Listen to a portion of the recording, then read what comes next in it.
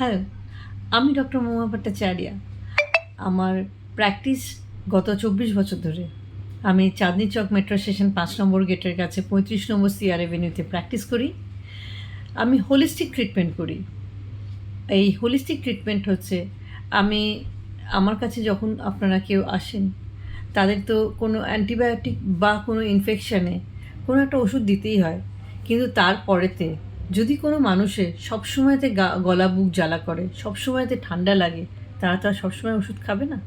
এবং তার জন্য তারা কী খাবে এবং কী যোগব্যায়াম করবে, সেটার জন্যই নিউট্রিশন মানে ডায়েট চার্ট এবং যোগব্যায়াম, কী যোগা, কী ফিজিওথেরাপি, এক্সারসাইজ করলে আপনাকে আমার কাছে কম আসতে হবে, আপনি বাড়ি থেকেই নিজেকে সুস্থ রাখতে পারবেন, সেটা হচ্ছে গিয়ে আমার প্রাইম অবজেক্টিভ। সো আজকের জন্য যদি আমি বলি, এখন সিজন চেঞ্জ হচ্ছে, সবাইকার একটা ঠান্ডা লাগার ধাত, নাক বন্ধ, শ্লেষ্মা, সর্দি কাশি থাকছে, কারেক্ট? তো ওইটাকে আমরা কীভাবে হ্যান্ডেল করব বাড়িতে বসি?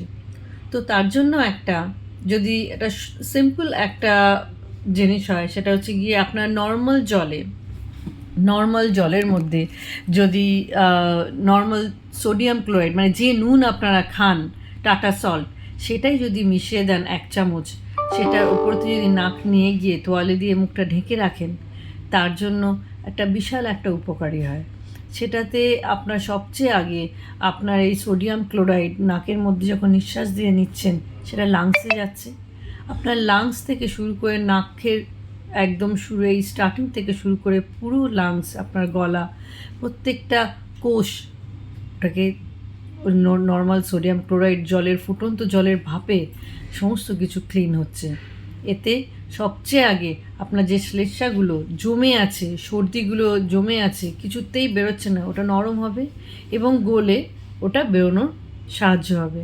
মনে করুন আপনি কাশছেন, বেরোচ্ছে না, আপনি নাক ঝাড়ছেন, সর্দি বেরোচ্ছে না, গলা বুক বন্ধ হয়ে আছে, সেই ক্ষেত্রে আপনার ভেপার নেওয়া খুবই উপকারিতা আছে। তো এই ভেপারটা কখন নেওয়া উচিত? একটা হচ্ছে গিয়ে সকালবেলা ঘুম থেকে উঠে যখনই দেখবেন যে একদম নাক বন্ধ, গলা একদম ভর্তি সর্দি, তো তখন আমরা যদি নর্মাল সোডিয়াম ক্লোরাইড দিয়ে নুন জলের যদি গার্গল করি এবং ভেপার নিই, তাহলে ওটা খুবই সুবিধা করবে আপনাকে। এবং রাত্রিবেলা যদি যখন আমরা ঘুমোতে যাব, তখন যদি আমরা এইটা আরেকবার করতে থাকি, সারা দিনের পরে আমরা খাওয়া দাওয়ার পরেতে ঠিক বিছানায় শুতে যাওয়ার আগে যদি আমরা গার্গল করি, এই গরম সোডিয়াম ক্লোরাইড, ওই নর্মাল স্যালাইন ওয়াটার, যেটাকে আমরা এটাকে বলি এক কথায় নর্মাল স্যালাইন ওয়াটার, ভাপ মানে গার্গল করা এবং ভেপার নেওয়া ইজ দ্য বেস্ট প্রসেস। খুব সস্তার জিনিস, এটার জন্য কোনো খরচা হয় না, কিন্তু আপনি বাড়িতে বসে নিজেকে সারা বছর ঠিক রাখতে পারবেন। যাদের মাইগ্রেন, যাদের সারাক্ষণ সর্দি লেগে থাকে, এটা তাদের জন্য খুবই উপকার হবে। এবার যদি বলি আমি কোনো ড্রিঙ্ক বা যে জিনিসটা খেলে আপনাদের এই সর্দি লাগার ধাত বা এই যে শ্লেষ্মা যেটা জমে আছে, সর্দি যেটা জমে আছে, সেটা কিভাবে আপনার উপকার হবে, সেটাও আমি আপনাকে আজকে একটা শেয়ার করব। সব কিছু তো আজকে বলা যাবে না, কিন্তু কিছু কিছু জিনিস এক একদিন করে আমি আপনাকে শেয়ার করব। আজকে একটা ছোট্ট জিনিস বলছি। আপনার কাছে যদি মধু থাকে, তাহলে ১ চামচ মধু, এই মধুর হচ্ছে গিয়ে এমন একটা জিনিস যেটা আপনার এই সর্দি কাশি হয় দুটো কারণে হয়। একটা হচ্ছে আপনার ভাইরাল জন্য, আর একটা হচ্ছে গিয়ে অ্যালার্জির জন্য। তো এই দুটো ক্ষেত্রেই মধু আপনাকে খুবই হেল্প করে, অ্যান্টিবায়োটিকের মতো, অ্যান্টি ইনফেক্টিভের মতো, অ্যান্টিভাইরালের মতো আপনাকে একটা হেল্প করবে। এবং এর মধ্যে যদি আপনি কয়েক ফোঁটা লেবু দেন, তাহলে এর এফেক্টিভিটি আরও বেড়ে যায়, কারণ তাতে লেবুর রসে, পাতিলেবুর রসে ভিটামিন সি থাকে, যেটা আপনার এই সমস্ত সর্দি কাশির সঙ্গে ফাইট করতে আপনার বডিকে খুবই হেল্প করবে।